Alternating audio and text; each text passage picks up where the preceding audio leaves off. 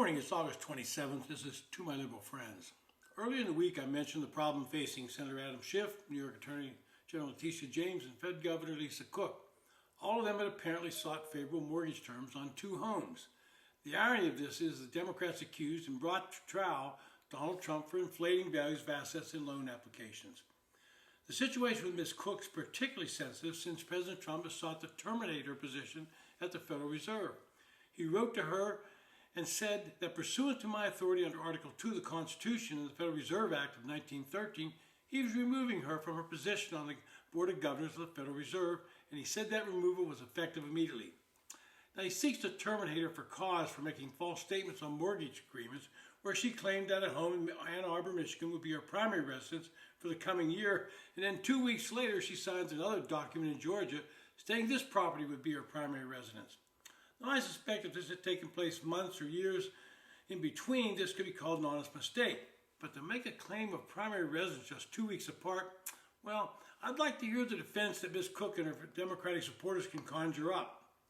Lest you think this is something that I made up, it would point out that a CNN review of mortgage documents shows that Ms. Cook did take out mortgages for two properties, both of which were listed as her principal residence. Listing a property as a primary residence can come with advantages. Borrowers can qualify for lower interest rates for a primary residence, saving money over the life of a loan, according to real estate experts. In mortgage documents filed in 2021 and reviewed by CNN, Cook pledged to live in her Ann Arbor home as her primary residence for at least 1 year, unless her lender agreed otherwise or unforeseen circumstances arose.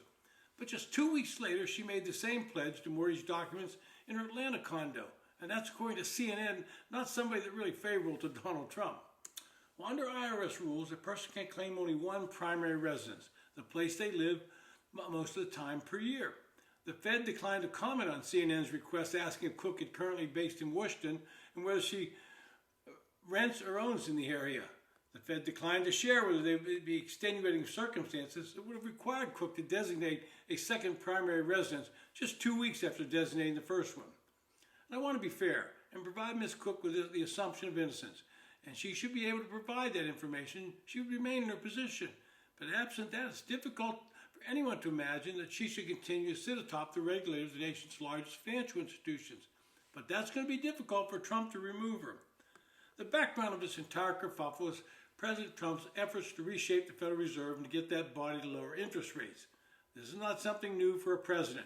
In fact, many presidents and administrations have pressured the Fed, going back to its earliest days when Woodrow Wilson administration urged it to finance bonds for the American participation in the First World War. The Fed compliantly did so, proving itself very useful to the Treasury.